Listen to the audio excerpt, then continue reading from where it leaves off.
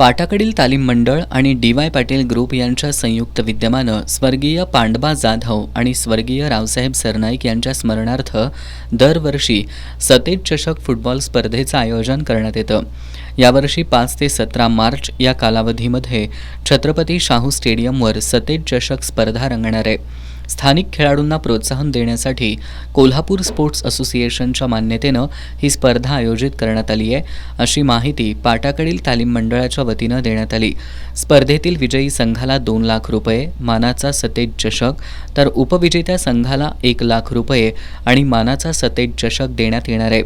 तृतीय आणि चतुर्थ क्रमांकाच्या संघांना प्रत्येकी 25,000 रुपयांचं बक्षीस दिलं जाणार आहे.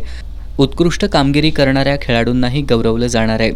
रोजच्या सामन्यातील आणि लीग सामन्यातील मॅन ऑफ द मॅचसाठी आकर्षक भेटवस्तू देण्यात येणार आहेत. फुटबॉल स्पर्धा बघणाऱ्या महिला प्रेक्षकांचा सहभाग वाढावा म्हणून महिलांसाठी स्वतंत्र बैठक व्यवस्था केली जाणार असून महिलांमधून लकी ड्रॉच्या माध्यमातून रोज एक भाग्यवान विजेता महिलेला पैठणी साडी भेट देण्यात येणार आहे. पुरुष प्रेक्षकांसाठी सुद्धा दररोज लकी ड्रॉच्या माध्यमातून भाग्यवान विजेत्यांना विशेष कूपन दिलं जाणार आहे. स्पर्धेसाठी शहराच्या विविध भागातील महत्त्वाच्या ठिकाणी वरिष्ठ 8 संघातील खेळाडूंच्या प्रतिमा असणारे 15 बाय 20 फुटांचे बॅनर लावण्यात येणार आहेत. तसंच स्टेडियमकडे येणाऱ्या मुख्य रस्त्यावर खेळाडूंच्या प्रतिमा असणाऱ्या 2 कमानी उभारण्यात येणार असल्याचं यावेळी सांगण्यात आलं.